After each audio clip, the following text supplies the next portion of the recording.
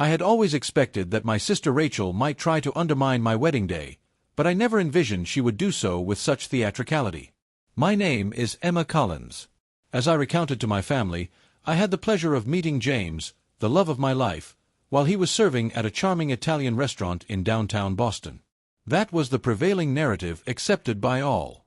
The situation was considerably more captivating, although we had consented to maintain confidentiality for the moment. When I initially informed my family about James, Rachel dismissed his profession with a scoff. She conveyed her astonishment that, given my education and background, I would choose to be with someone who works in the pasta industry. This exemplified Rachel's behavior, consistently evaluating worth based on status and financial achievement. She entered into matrimony with a hedge fund manager right after completing her college education and consistently ensured that others were aware of this fact. The choice I made, as her younger sister with a Yale education, to be with someone she considered beneath me appeared to deeply offend her. Rachel was unaware that James had a valid justification for his employment at that restaurant. As the undisclosed heir to the Romano restaurant empire, he was committed to understanding every facet of the business, from dishwashing to customer service. We reached a mutual agreement to maintain the confidentiality of his true identity until the conclusion of our wedding ceremony. James frequently remarked, with a playful sparkle in his eye, that allowing others to form their own judgments would enhance the eventual revelation's entertainment value. The day of our wedding began with a flawless clarity. We chose a delightful, intimate church. The celebration Rachel hosted for her own wedding 3 years ago was truly remarkable. I was in the bridal suite with my mother, who was meticulously adjusting my veil, when Rachel entered with great flair. She asserted that I would be unable to proceed with the ceremony, inquiring if I was cognizant of the opinions circulating, suggesting that I had lost my sanity.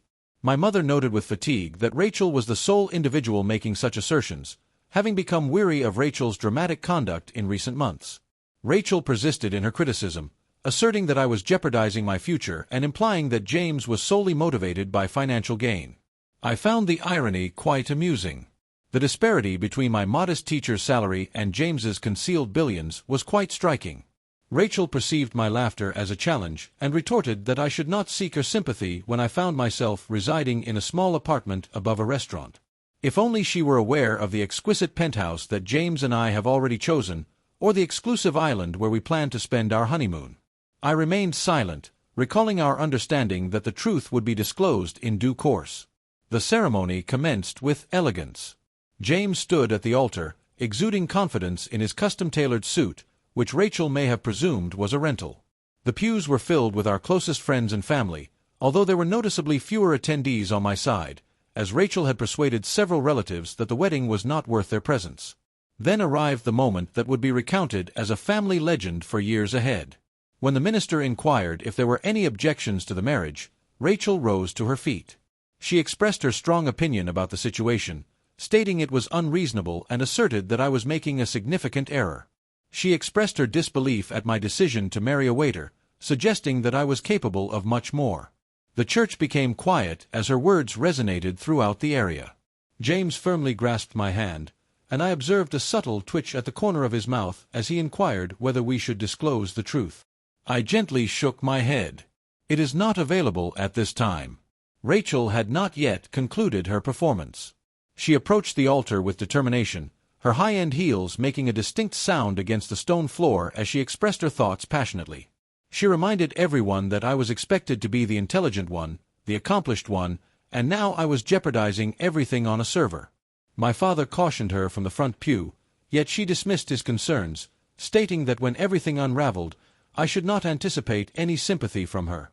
After delivering a pointed critique regarding the quality of the bed I had constructed for myself, she exited the church in a huff, leaving a profound silence in her wake. Following a brief moment of silence, the minister inquired whether we should proceed. I looked up at James, observing the affection and amusement reflected in his eyes, and confidently concurred that we should move forward. The remainder of the ceremony was flawless, enhanced by Rachel's absence. As we exchanged rings, I found myself contemplating the future that lay ahead. The reception was scheduled to take place at one of James's family's premier restaurants, which had been discreetly closed to the public for the day. Rachel was unaware that her highly visible outburst was on the verge of having significant repercussions, and I looked forward to witnessing her reaction when she came to understand the extent of her misjudgments. Following the ceremony, we proceeded with the photographs and the journey to the reception. James assisted me into the vintage Rolls-Royce, which is part of his personal collection, while our guests celebrated us by throwing rice. He leaned in and inquired if I was prepared for the next act. I smiled, contemplating the scene that was about to unfold, and affirmed that I was indeed ready. I inquired about Rachel's attendance, and James assured me with confidence that she would be present. He articulated that individuals such as Rachel were often drawn to opportunities that allowed them to feel a sense of superiority, and she would likely attend merely to observe what she anticipated would be a low-quality, humiliating reception. James was indeed correct. Although Rachel may have left the ceremony abruptly, she certainly seized the opportunity to provide her critique on every aspect of our celebration. She was unaware that she was approaching a revelation that would render her utterly speechless. As we proceeded toward the reception, I contemplated how seamlessly everything had unfolded.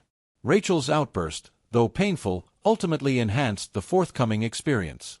At times, the most effective response is not to seek retribution, but rather to allow an individual's own behavior to lead to their own embarrassment.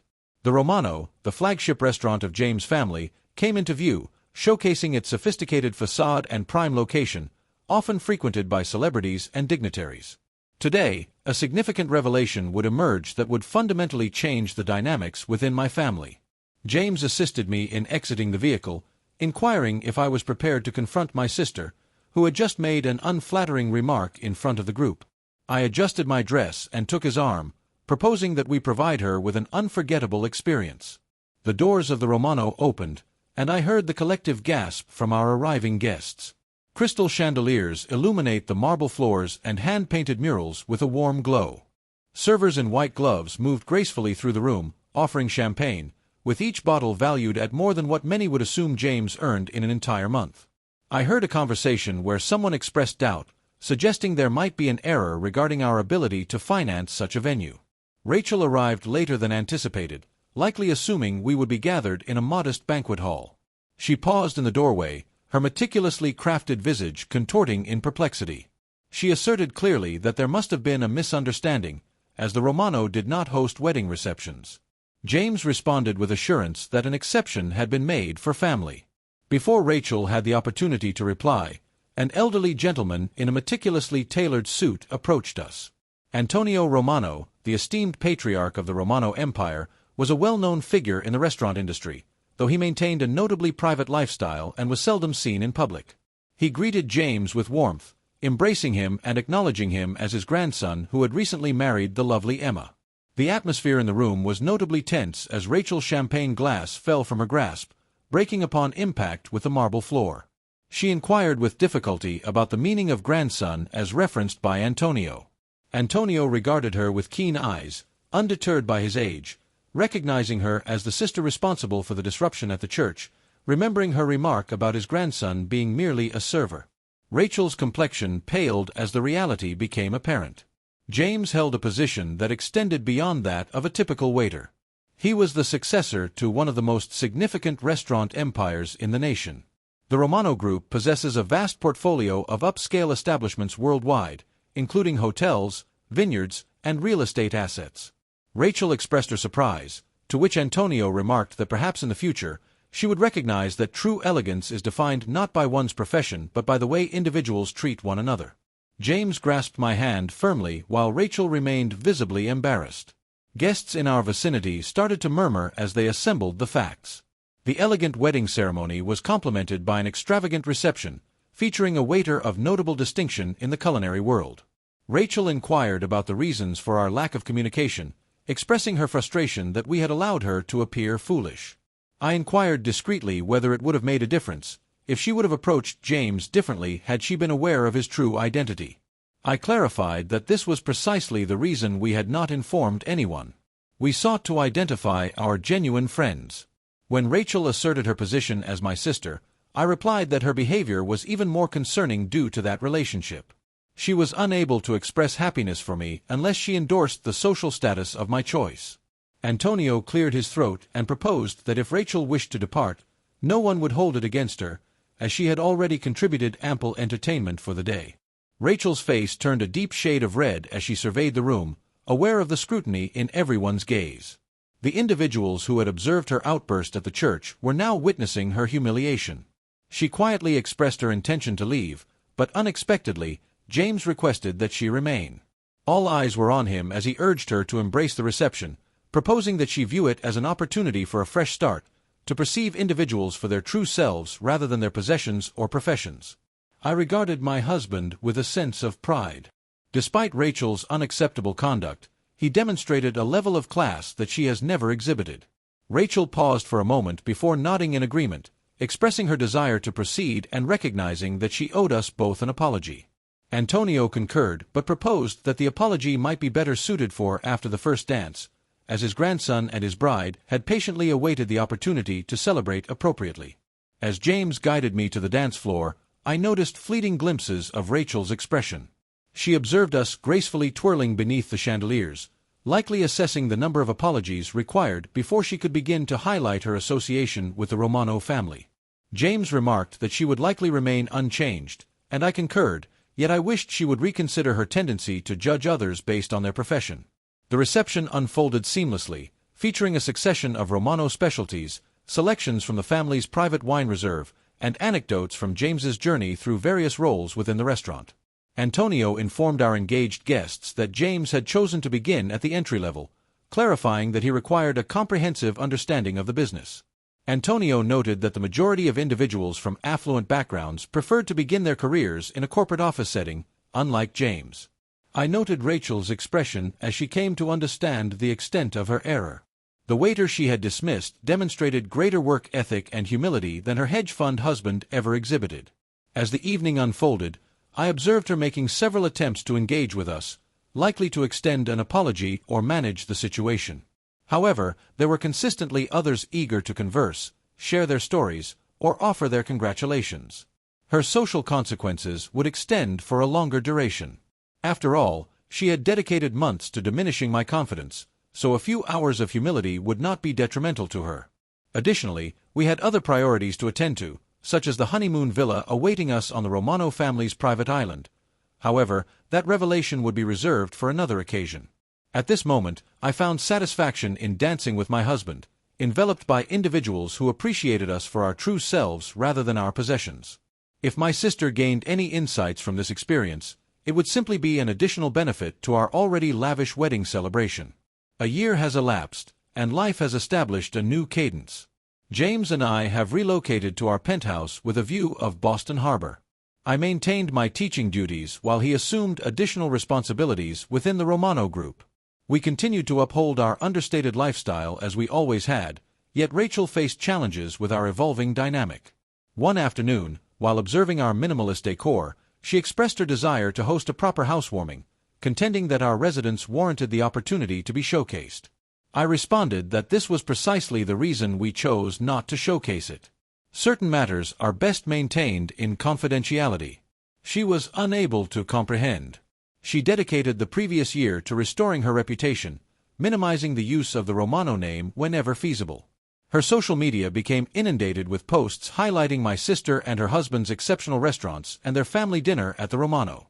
James found it entertaining to note that she was, at the very least, promoting the business. Everything transformed when Rachel's seemingly flawless world began to unravel. Her husband, Michael, who manages a hedge fund, became embroiled in a scandal related to insider trading and fraud. In an unexpected turn of events, the wealth she had once flaunted was seized by federal investigators. She arrived at our doorstep late one evening, tears streaming down her face, expressing distress over the loss of their possessions, including the house and cars, and the troubling news that Michael was facing potential incarceration. She acknowledged her uncertainty regarding the next steps. I guided her to the living room where James was engaged with his laptop. He raised his gaze, a look of concern appearing on his face. Rachel acknowledged her need for assistance, her words clearly reflecting her pride. She admitted that she had never understood how to begin anew. James and I shared a brief exchange of looks. This represented a pivotal moment. Should we extend our assistance to the sister who attempted to sabotage our wedding and only embraced us upon discovering our financial status? Following a brief pause, James brought up an apartment situated above one of their smaller restaurants in Cambridge.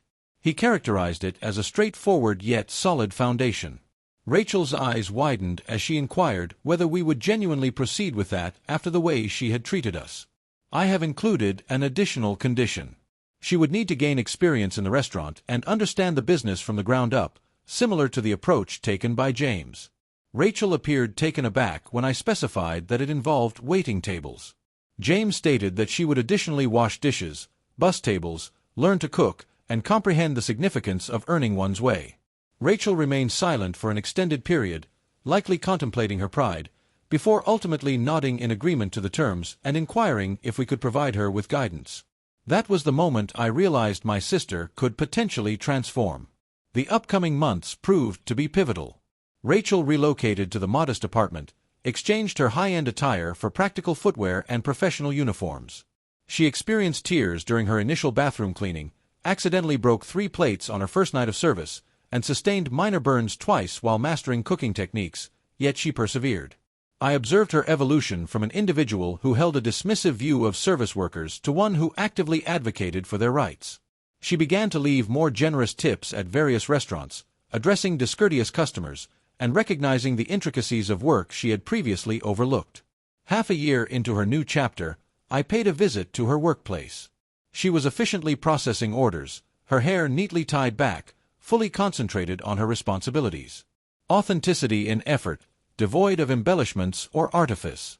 James approached me, noting that she was performing well and that the staff had developed a favorable opinion of her.